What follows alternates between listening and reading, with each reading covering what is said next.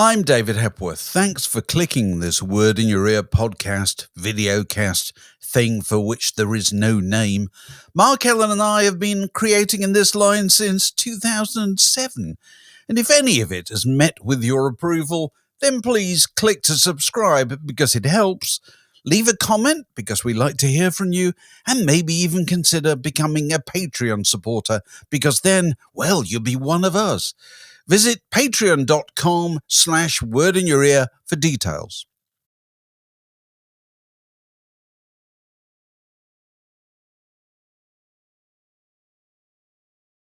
This is Word Down Your Way, in which those about to tour salute you. Welcome to this and a travelogue called The Tremolo Diaries, about life on the road, touring in Europe and in America in Amitri, and life on the road, in his case, in particularly tough and difficult circumstances. Justin Currie, lovely to see you. Hello, lovely to see you guys. Very good. Well, look, we're going to talk about the tours and the book later on, but first, as is traditional on these podcasts, we're going to ask you about the first gigs that you ever remember going to see. Can you remember the first band you saw? Dr Feelgood. All right, okay.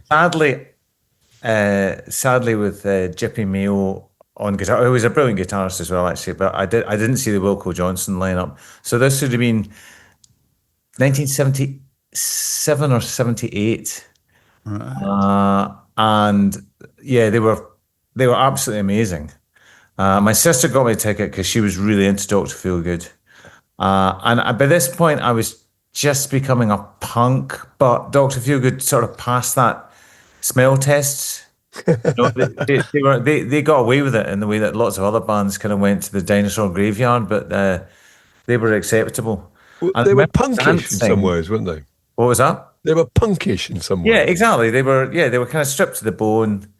So I went with my pal from school, and we were like 14 or something, and we danced all the way through it, and that was not really acceptable to the kind of it was a slightly hippie-ish audience they had in Glasgow. Right. We got kind of told off. We got told off with these like 20-somethings for dancing. We're like, it's rhythm and blues. I mean, what else are you going to do? But yeah, I'm glad they were my first band because they were totally brilliant, and they sounded great. And I think Mink DeVille were supporting them. Oh, well. Who were wonderful. Yeah, well, I remember them fondly. Willie DeVille. Yeah, they went. I actually went back and listened to them a few years ago. I thought, God, they were again one of those bands that slipped between sort of 70s rock and punk, and actually, made a really good racket. But I didn't really understand them when I saw them. But yeah, I can imagine as a 14-year-old boy, Wink DeVille might rather go over their head. Yeah, and I was into the Ramones and television, but I didn't really understand that whole sort of sleazy, Lou Reed side of the Lower East Side of New York. I didn't really get it's all about New York. It's all about New York life and its cultural references. It's all about that. Mink DeVille is all about fire escapes. That's my theory. All the songs are written to be performed on fire escapes. Okay. There's a beautiful girl on the opposite fire escape, and you're singing to her across the alley. That's how it basically works. There's a pink Cadillac always passing in the street below. Yeah. Yes, that's a very decent theory. It is. So I want to know what your dancing was like at 14. Because normally 14-year-old boys, if they dance, they just barge into each other. Is that what it was?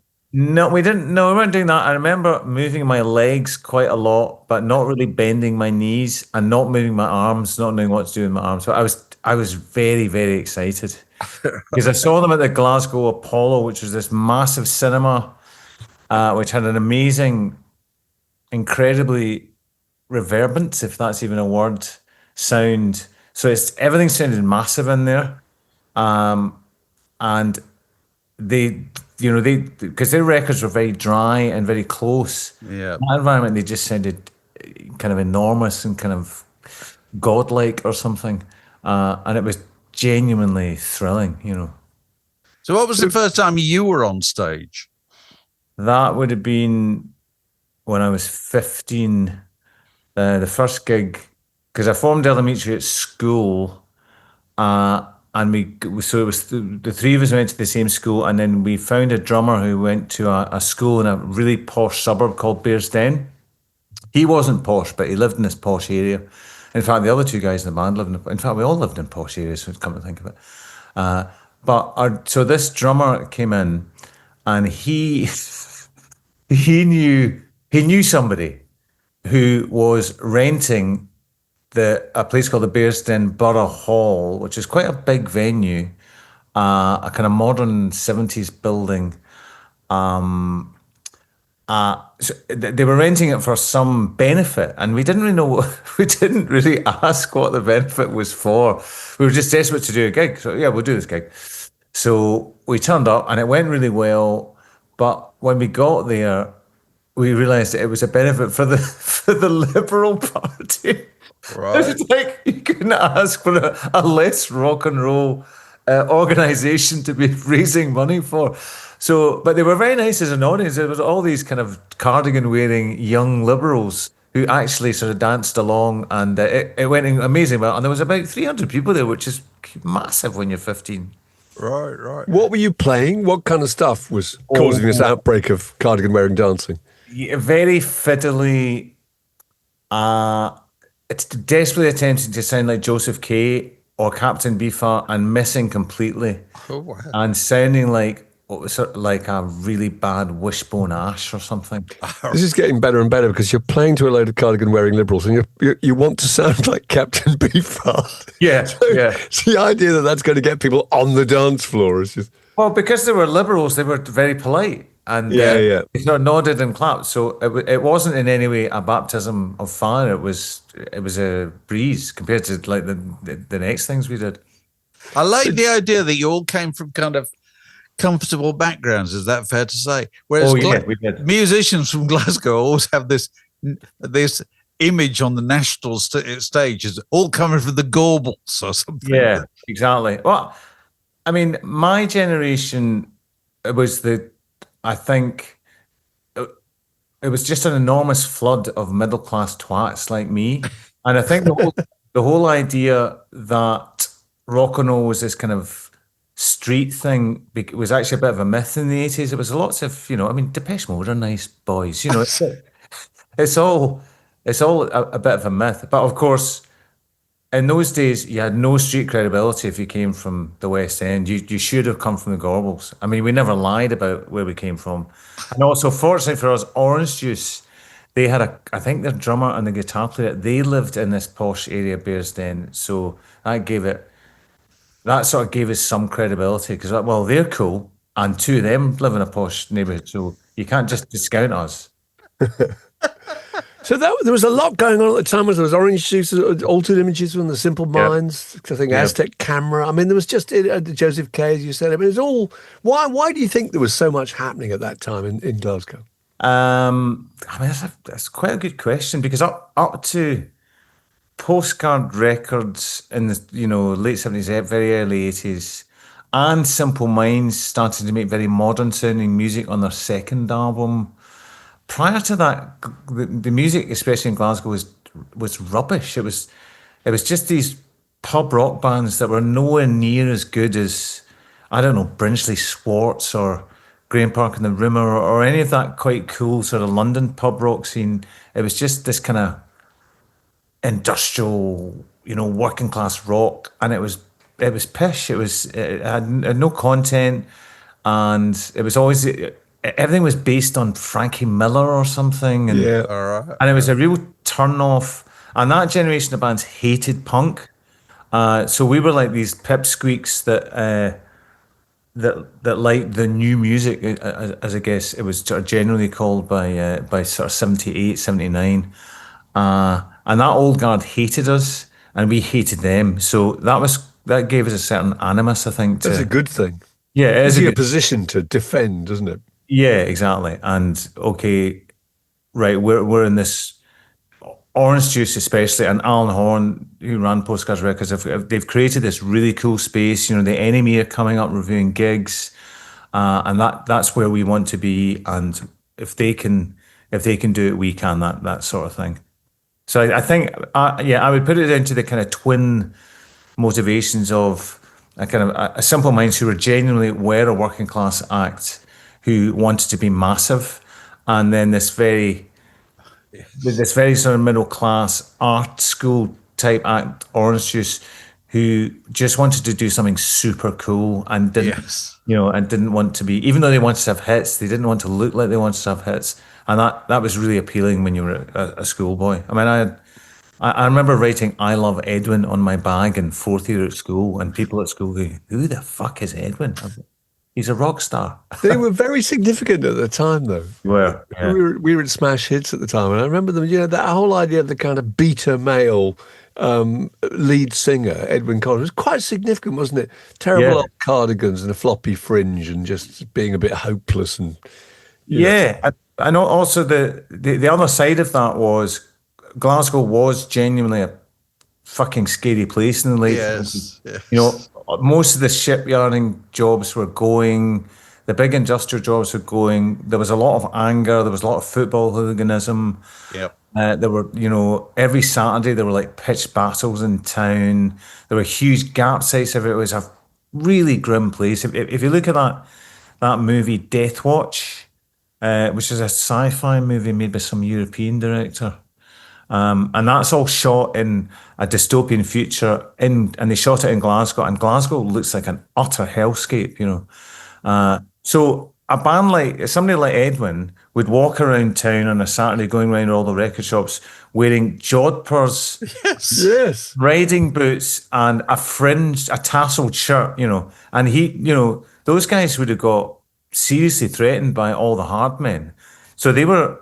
I mean, Edwin Collins is tough, because he had to be. I mean, as much as, Johnny Rotten had to be tough walking around the streets of London, dressed in Vivienne Westwood stuff that because he was going to get, and he did, he got beaten up. And I'm sure Edwin Collins got threatened. Yeah, it's a really good point. It did take some courage. Don't you think that's the thing that's completely disappeared from society nowadays? The idea that if you have a bunch of people wandering around dressed completely differently from everybody else, and attracting, antipathy.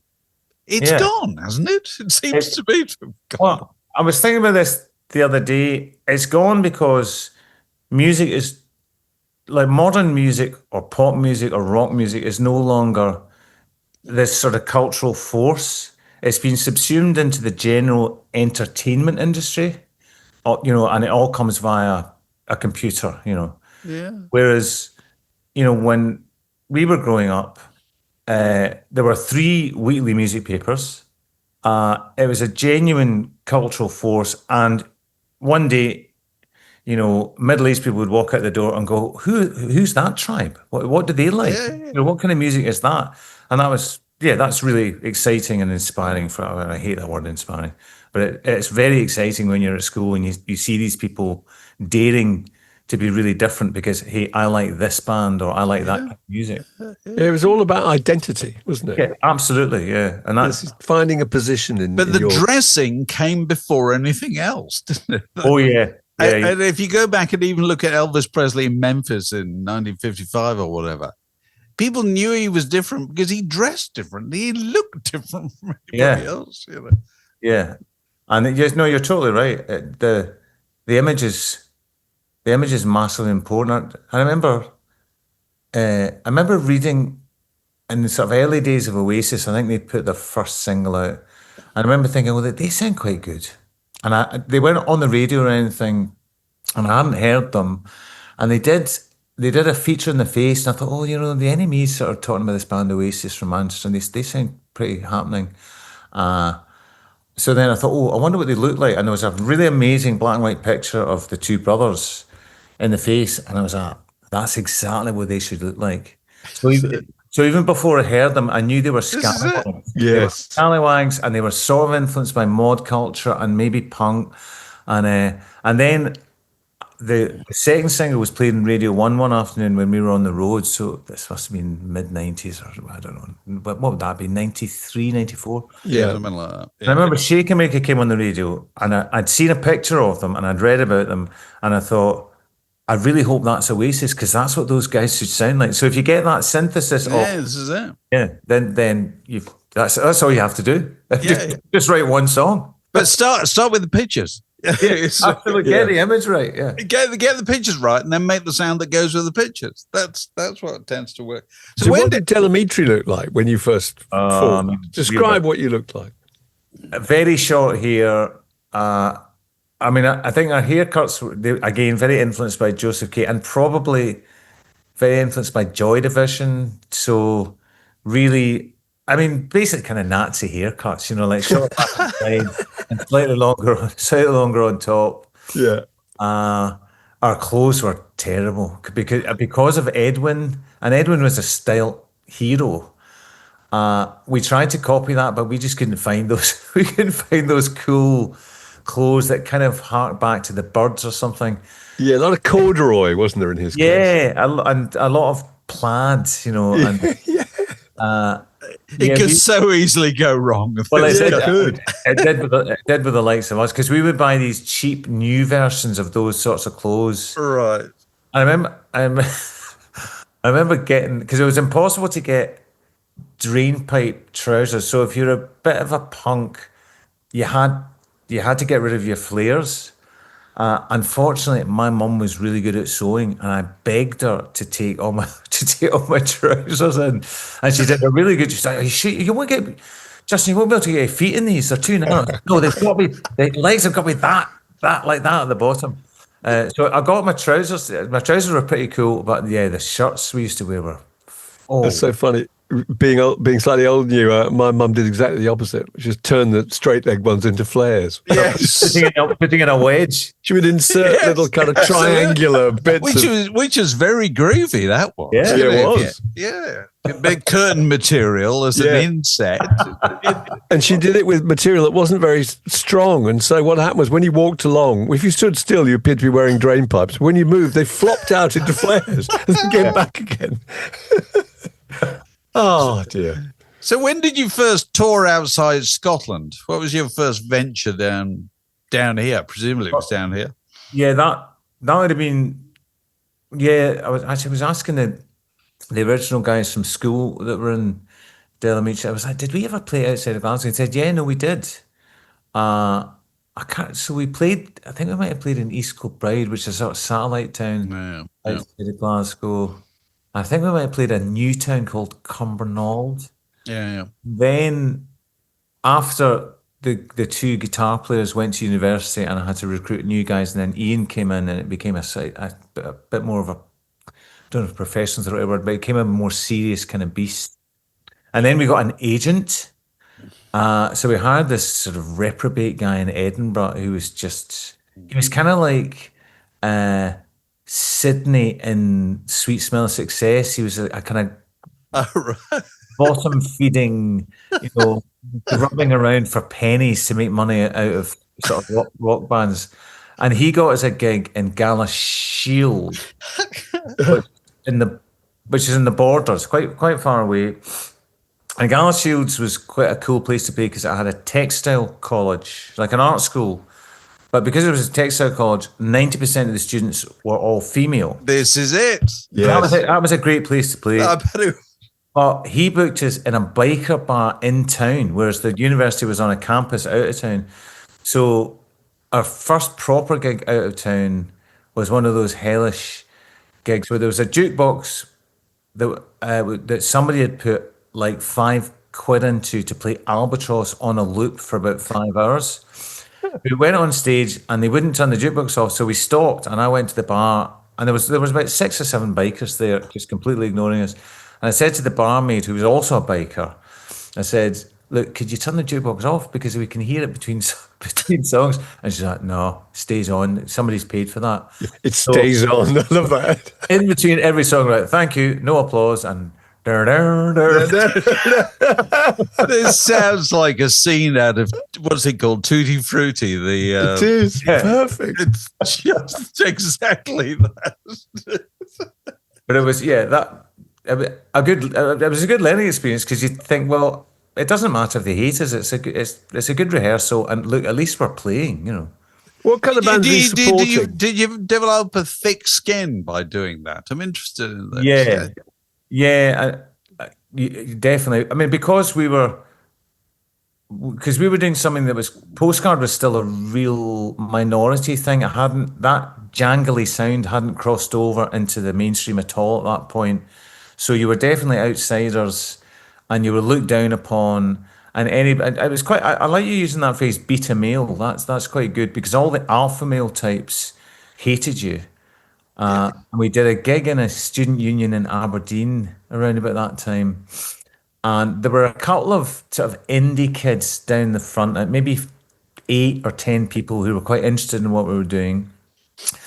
And then about halfway through the first song, about 40 rugby guys came in. They were at some farming college or something. And they came in and they watched like half a song and thought, these guys are absolute dicks. So they all sat on the floor, and then they had this sort of some rugby club obscene sort of dance where they would make obscene gestures with their arms all in unison. And they did that for the whole gig. And our guitar player at that time, a guy called Brian Tolland, who was also a very, very good boy from a very nice home in Bearsden, but he was tough. I mean, partly I think because he was from a Catholic background, and Catholics in those days were still very much a minority, and they had it much harder than non-Catholics. So he was quite tough, and he ended up sort of squaring up to some of these guys. And I remember thinking, well, good for you, because these guys are just being utterly obnoxious. And there are people here that want to watch the show. And because he squared up to them, eventually they just sort of filed out. But there was half an hour of just these guys making dickhead gestures and wanker gestures. And that was, I have to say, that was rather off-putting. But then again, far more challenging probably than anything you were to encounter playing huge stages later on. I mean, that's because it's right up close, isn't it? Yeah, it's horrible. And the smaller the audience, if the audience are against you, the worse it is. I mean, Yes. we did a massive thing that I think you'd call it Woodstock 2. So it was the first revival of Woodstock. Right. Yeah. 94, maybe 95, 94, 95. And we only got on the bill because the lovely guy at Al Cafero that ran A&M, a record company in the US, he was on the board for the recording side of this huge Woodstock thing. So anyway, we got on the bill. We shouldn't have been on the bill. And we went on following a band called Jackyl, a heavy metal band. Of course. And the audience the audience didn't like music. They were tourists. Do you know what I mean? They went there for the all, but the audience were also very pissed off because they had all their alcohol taken from them as soon as they came through the gate into the site, and they didn't sell any booze on site. And they also had to change their dollars for Woodstock dollars, which meant a hamburger cost like $10, which in those days was extortionate. So the audience were already really pissed off. Then this awful heavy metal band called Jackyl went on and finished their show with a version of Riot in Cell Block Number 9, which got the audience clapping along. They got the whole audience, and this is about 80,000 people or more in a huge field. They got the audience all chanting in unison, no beer, no dope, no. So the audience loved that. Then the lead singer got his cock out, audience loved that. And then the lead singer turned his microphone into a rifle and started shooting the... So they went down an absolute storm. There was a revolving stage. The stage revolved, and there was this band nobody had heard of playing slightly twitchy, sort of American British rock and roll, and they all turned against us like within the first song. Much easier because there was 80,000 of them than 20 bikers. Much easier. Oh God! This wasn't the Woodstock that was so disastrous. There was no, that was the year after. The year after, it wasn't the absolute catastrophe. No. I can understand why. There were nearly riots the year we played because the audience got treated like absolute sheep. It was appalling. Yeah. So yeah, much better to be working against an amorphous mass of thousands of people than a room full of really hard guys that are staring you down, I think. Right. So is there anything you've learned from touring and playing live that gets you out of difficult situations? Are there any kind of golden rules you've acquired? Don't stop. And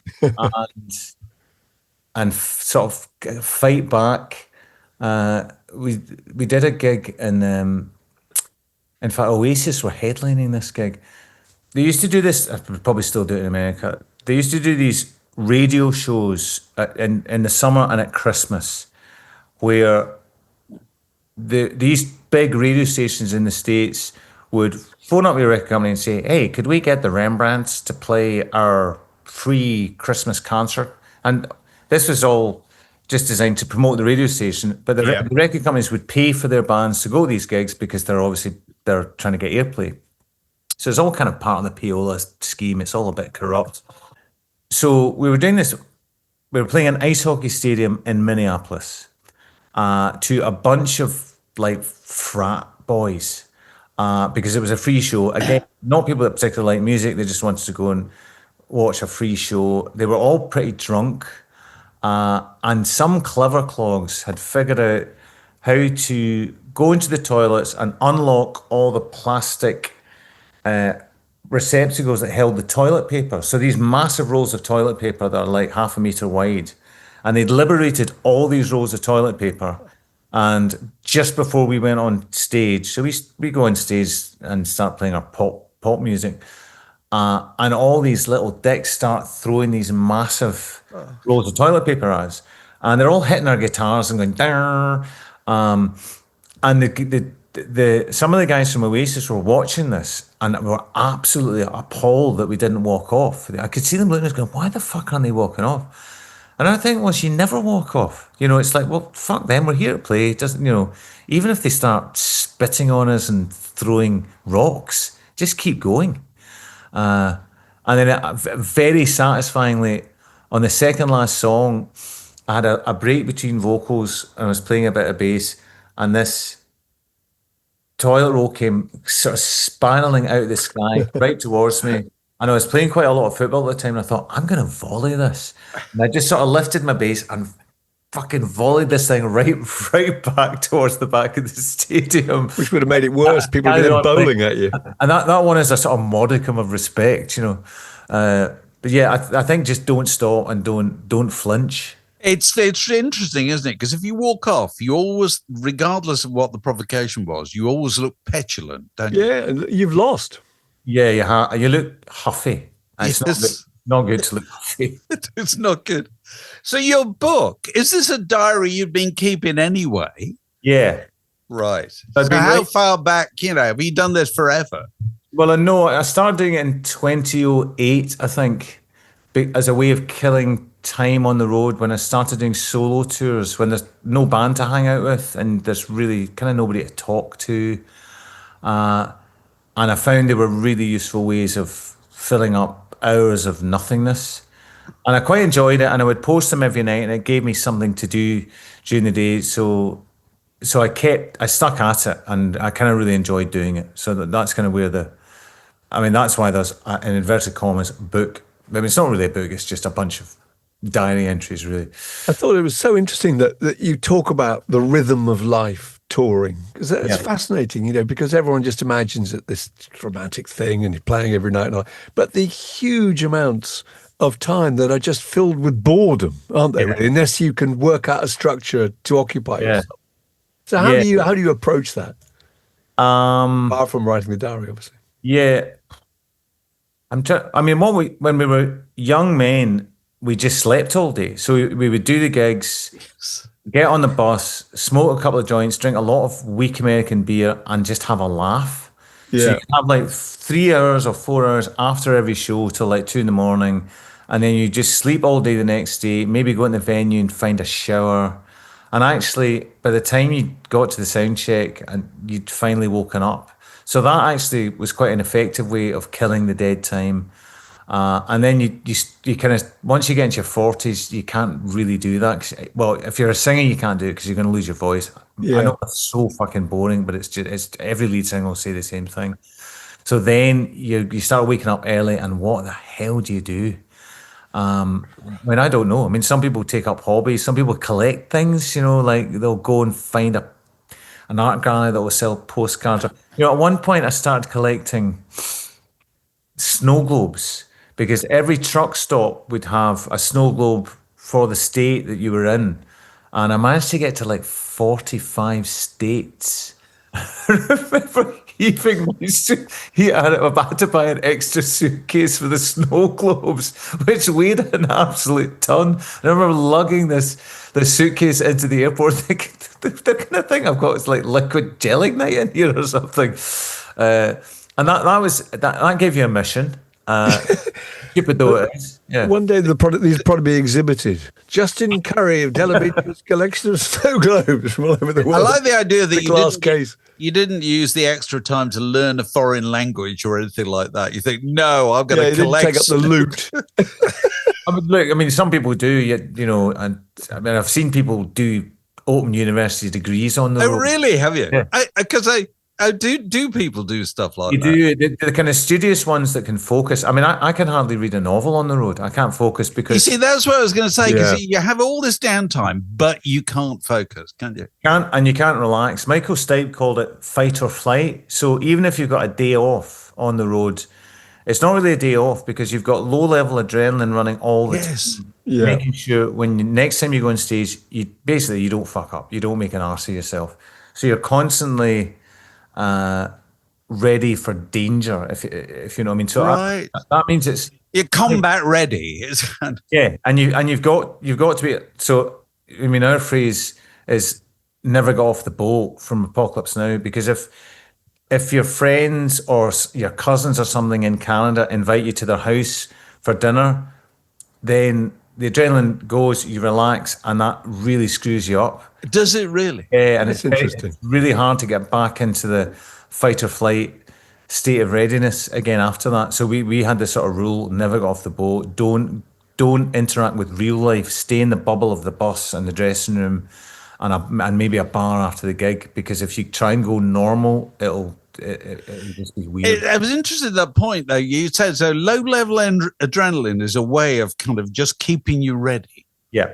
Without being conscious that you're doing it. It's quite interesting, that. Yeah, no, absolutely. I mean, I remember totally recognizing that when Michael Stipe pointed out, and it's definitely true. You're not, you know, you're always working. Even if you get 5 days off, it's if you've got a run of gigs after that, you don't depressurize yet. Wait till you actually go home and depressurize. You know, and I know that. I mean, talking about, do you get that thing where every evening, even if you're not playing, you suddenly get this surge of adrenaline because you think you should be heading out on stage? Yeah, and then you get physically depressed because at 8 o'clock and it's not there. Yeah. Oh God! And I mean, basically, what you do is you just get fucked up for a week. And again, I remember reading U2 saying that they figured out that when they were doing these long jaunts in the US, so like sometimes these would be 3 months long. So when they went back to Dublin, you know, their wives and girlfriends were just disgusted with them because they were sort of potty-mouthed road rats. Yeah. So they figured out a system where, right, a week of depressurization. So they would come off a long jaunt and they would all check into hotels in Dublin. That's right. And then the family would come and visit them, you know, like they would the Pope or something, you know, they would come and visit them and they would have tea and then they would get, you know, go out at night and get drunk. And then after a week, they would be depressurized. And that's definitely quite good advice, I think, if you're doing long jaunts. If you got the money. Yeah. But but it is really interesting because it's impossible to come down. For 1 minute you're there and there's 60,000 people going crazy in front of you. And the next minute you're meant to be going down the corner shop to buy some nappies for small children or whatever. And it's just, the adjustment must be just unimaginably hard. And you get really petulant because you go, why the fuck am I doing washing up? Why? Yes. You know, I'm a rock star. I don't do washing up. And then after a couple of weeks, you go, actually, this... What do you mean pick that towel up? Yeah, exactly. It really makes you... it infantilizes you and turns you into an obnoxious brat. So you have to shake that off or otherwise you're going to lose all your friends. Right. Now, one of the things you talk about in the diary is your health challenges. Health challenges. Go on. In the modern parlance. Yes. Yeah. Go on, tell us about that. Well, I started getting this kind of stiff shoulder and weird little vibrations in my right hand, which I thought was just nerves. And then my girlfriend's son said to me, "I don't like that," and I was like, "Yeah, I don't like it either." And I knew people with Parkinson's, and I thought, I think I might have Parkinson's. And my girlfriend was saying, "You don't have bloody Parkinson's, don't be ridiculous." And it didn't really get any worse. But then we went on tour after that long break through the pandemic. And then I found that everything was quite difficult. And I didn't seem to get any better as we ticked off the gigs, which normally would happen. My singing and my bass playing would just get better. And I found everything very difficult. And I thought, Justin, I think you're getting too old for this. So this is in my mid to late 50s. So yeah, maybe 57 or something. I thought, well, I don't feel that old, but this is really tough. So then I came off the road and I said to my girlfriend, I'm going straight to the doctor because this is not right. And then went to my GP and sort of explained my symptoms, and we just looked at each other and he was like, right, you're going straight to neurology. And I was like, do you think it's what I think? And he was like, yeah. And they do these really simple tests for Parkinson's, which seem kind of almost pre-Victorian in their crudeness. It's just basic, like you pointing at your nose and then pointing at the doctor's nose. But you realize, oh God, that's quite difficult. Why is that difficult?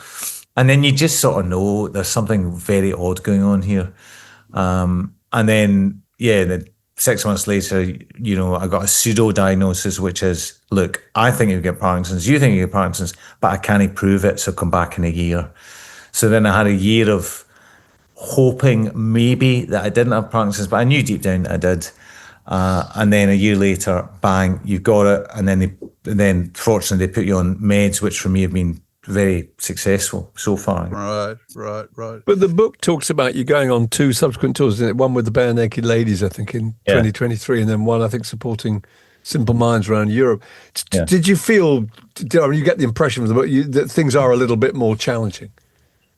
Yes, but it was much easier once I knew what I had. When I didn't know that I had an official disease that you can diagnose and medicate for, I just thought I was going crazy. I thought I was losing the plot.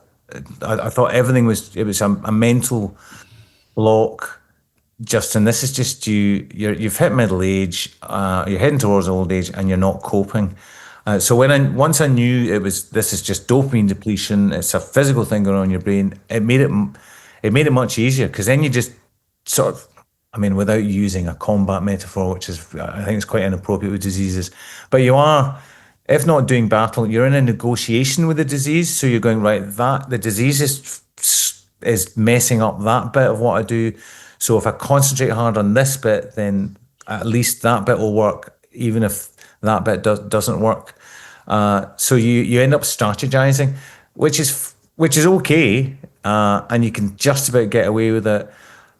The negative side to that is you can never relax. So you can never go, oh, I'm just going to enjoy this gig because we're playing well, the audience are up for it, let's just have fun. So you're never really, so I wouldn't say I ever have fun anymore when I'm on stage, because I'm just trying to deal with the deleterious effects of that dopamine depletion. But it's sort of, so far it kind of works. And also because it's more difficult, you have a great sense of achievement when you finish a show and you make it through it. You're like, yes, another one down. So in some ways it's added a frisson of achievement and that you wouldn't have had before, because what I do is incredibly easy. I don't do anything difficult. I play really basic root notes on the bass. None of the tunes are particularly stretching for a man of my age. So in a way, having something to, there's no choreography involved. exactly, yeah, exactly. I just have to stand there and sing the right words in the right order and try and hit the notes and try and play the bass. So the fact that that's no longer easy, it sort of keeps you on your toes. I'm trying to rationalize it a bit, but there is some positive. You're never going to just phone something in, because you can't. You've got to focus all the time. Right. And are you due to go on tour soon? No, not till next, probably the end of next year. Right. We've got we need to make another album, and that's quite making albums has become more and more daunting to us as the years go by, because it's like, where do we find the money to make an album? Yeah. I'm going to say. Well, I was going to ask you one last question about touring. Really, is what's the aspect of that that's changed the most over the years? Because it must be hard to make money out of that too. Well, that is the aspect, is that you make money because in the 70s, 80s, and 90s, ticket prices were held, what's the word? Artificially low by the recording industry, because recording industry would sign the band, give them an advance. The band would all become professional overnight, pay themselves wages from the advance, put the record out, go and make hugely loss-making gigs, all of which was under by the record company, because especially when CDs started selling, the record industry was just swamped in cash. So you would go on the road with a full PA and light system, playing quite big university unions. I mean, the production alone would mean the ticket price would have to be 25 quid, and the tickets were £4.50, £3.50. So all artificially low. So when recorded music became free in the late 90s with the advent of Napster, etc., all that money gets sucked out of the whole business, and so that money was just gone, because the record buyers were no longer buying records; they were just going online and listening to what they wanted to listen to. So then what happened is that the money had to come from somewhere to pay for the lavish lifestyles of rock stars and managers and agents. And so then ticket prices just started going up and up. And it looked like and I hate to use sort of commercial terms, but it looked like the market would bear any ticket price, because I was a 50 quid bloke. I was the guy, certain age, bit of cash in his pocket, going to a reg shop once a week, spending 50 quid on CDs and DVDs. So once you start spending that, you've got all this what do you call it? Free income. Disposable income. Disposable income, thank you. You've got all your disposable income. Where's it going to go? Well, yeah, I will pay 50 quid for a concert ticket, because that's a special event. It's not to do with the internet, it's real. So all of a sudden you could go on the road and make money. And that was a revolution in the live music industry, because the audiences were willing to pay for the production and for the band's wages. And what I loved about that is it was honest, because, okay, you're willing to pay that amount of money. Well, we better play for 2 hours then. Yes. And we better be good, and we better do the hits. Yeah, do all the people what they want. Yeah, exactly, and better practice quite a lot. Yes, yes. And so I think presumably you can't do that too often. Presumably, no, and I guess eventually you'll find that out. People will stop coming back. And I mean, what is the limit on what people will pay for tickets? I mean, I balk at paying 70 quid for a ticket. I mean, I think a ticket over 45 quid is kind of taking the piss. But people will buy 4 tickets for a gig for 150 quid each. Now, that just seems insane to me. Yeah. Well, it's just they've become events, and they become spectacles. And it's like going to a football match. You're going to the stadium. Football is a great parallel for this. Yeah, football. People used to turn up and pay at their turnstile. Yeah. Nobody does that any longer. No, you go to a stadium, and somewhere in the vicinity there's a band playing. But part of it is just the spectacle, being with all those people and what you're seeing and what you can put on Instagram. It's a completely different experience. It is, yeah. I mean, football and music ticket prices. I've been waiting for that bubble to burst for years. I've been waiting for people to stop paying for their Sky subscription for overpriced entertainment in the football world, and the same in the rock and pop world. And I mean, it will happen. Yeah. And with people's wages being depleted by inflation and everything being more expensive. I mean, it's just that the bubble has to burst, because it's insane what people are paying for these things. Well, there's no sign of it. Although there are, we were talking the other day, I think Steve Miller called off an American tour recently. Said it was the weather. It wasn't safe for people to go because of the floods and fires. What he actually meant was, I haven't sold enough tickets that I'm going to take a massive loss here. I'm taking a bath. So, it's happening. we did a gig in a tent in Glasgow a few weeks ago, which held about 4,000. And normally we would sell out 2 nights at Barlands, which is 4,000 people, pretty quickly. And this sold really slowly. And then I thought, why are we selling? And maybe people are just fed up with us, or maybe we did a bad gig last time we played. And I thought, no, actually, last time we played, we were pretty good. So we couldn't figure out what was selling so slowly. And then we realised there were about 20 major gigs happening that week. This is it. That's it. I mean, Sting was playing, Lana Yeah. Del Rey was playing. There were stadium gigs, there were arena gigs, there were theatre gigs, there were boutique festival type gigs, and none of the gigs sold out because there You're was not the only show in town. exactly, Yeah. and because that's the only way anybody's making money. And everybody's putting on It more is. gigs for the same reason, aren't they? Oh, yeah. Because that's the only income, really. I mean, apart from unless you write songs, your only income is doing gigs. So yeah. It is. maybe there are signs of that starting to take that downward gradient. But I'm amazed it's taking that long for that to happen, if it's happening. Well, Well, it's never one of mind. Now you've got a book out and that'll solve any financial concerns. Oh yeah, yeah. Oh, what those publishing budgets? Wow. Yeah. You can take time off now. Yeah, you're made of the You show. sails You got a away. book out. Really nice to talk to you. There you go. It's brilliant. Okay. Yeah, it's called The Tremolo Diaries and available now.